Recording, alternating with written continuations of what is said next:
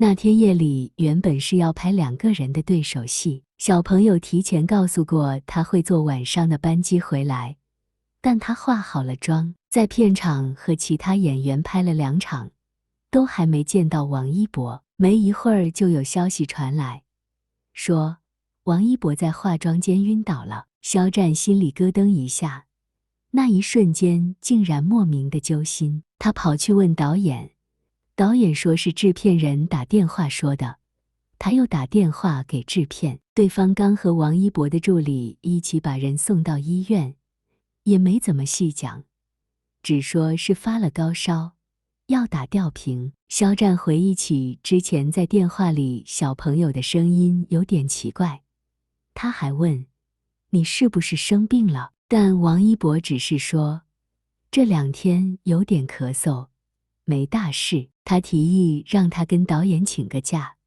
落地后直接回酒店休息，还被对方嘲笑，我才没那么娇贵，绝对不会耽误肖老师进度的。这个小朋友永远 get 不到他的重点，真是气死人。好不容易拍完了自己当晚的戏份，急急忙忙卸了妆换了衣服，又打电话给制片，被告知王一博已经被送回酒店了。小姐姐满口心疼，化妆师给她化着妆呢，她突然就趴在桌子上不动了，把我吓得送到医院打吊瓶，坐都坐不住，烧到快39度了，粥都吃不进去。他助理跟我说，他这2天几乎没怎么睡觉，一直在工作，或者在工作的路上，咳嗽咳了1礼拜也来不及去医院看看，就这还死撑着不跟我们讲。妈的，王一博，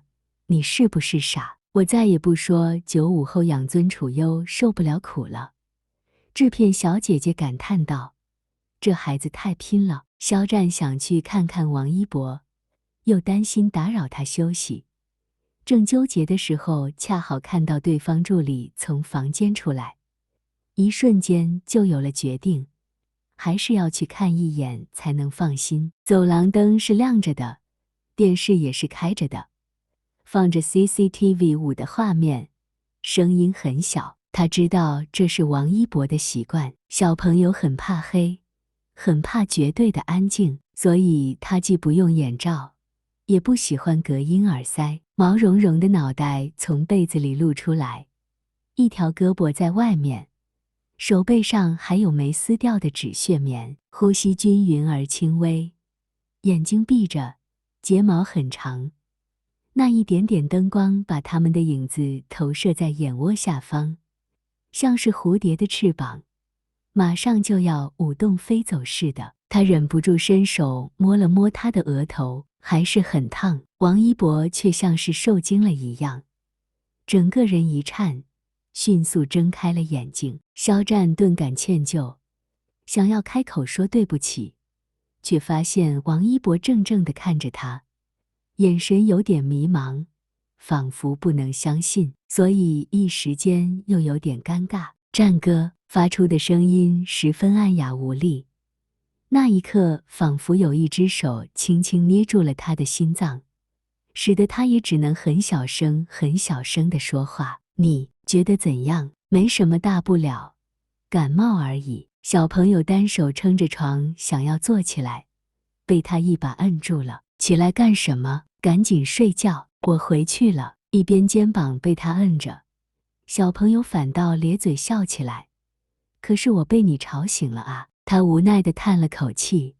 王一博，你也太拼了吧，不舒服为什么要硬撑啊？你还真是仗着年轻肆无忌惮。我也没有硬撑，之前也试过在感冒的时候工作，都没什么问题。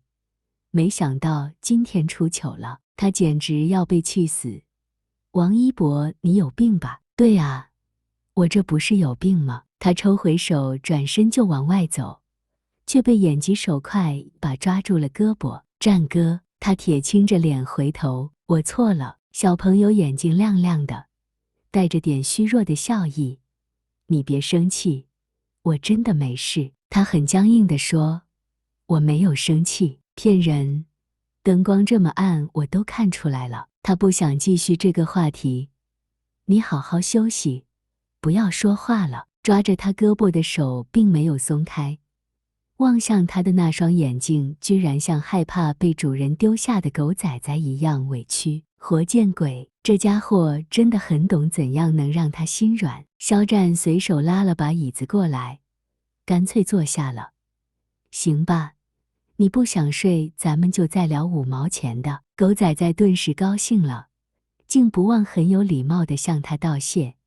谢谢战哥。肖战心里忽的一酸，他当然知道人在生病的时候会变得脆弱，渴望陪伴。眼前的这个小朋友不过20出头，却已经远离家人，独自前行快10年。不知道这10年间，他独自度过了多少个生病的夜晚呢？独自躺在昏暗的房间里，靠着一点虚弱的光，一丝没有温度的电视发出的声音，自我安慰着沉沉睡去，仿佛鬼迷心窍一般。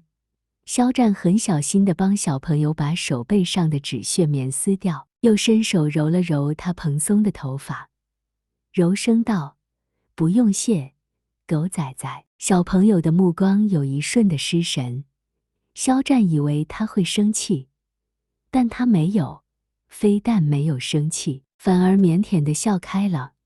你不是喜欢猫的吗？我也很喜欢狗，只是不能经常在家陪着，也不能天天留。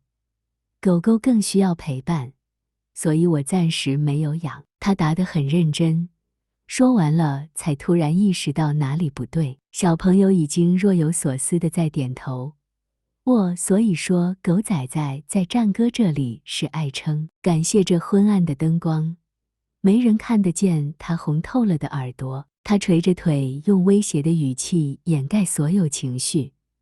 看在你是病人的份上，战哥今天不打你。小朋友半边脸埋进被子里偷笑，他忍无可忍，笑屁啊你，赶紧睡觉，5毛钱的时间到了，我续费，续你个头，可能实在是没有力气了。小朋友没再坚持，只是伸出手又扯住了他的袖子。那战哥，你等我睡着再走好不好？声音小小的，仿佛很怕他会拒绝，心里某个地方在迅速的塌陷，没有办法抑制。可他一向不是同情心泛滥的人。肖战感到诧异，但没办法深究，更不敢去深究。他又叹了口气，反手轻轻握住了小朋友的手腕。放心睡吧，狗崽崽。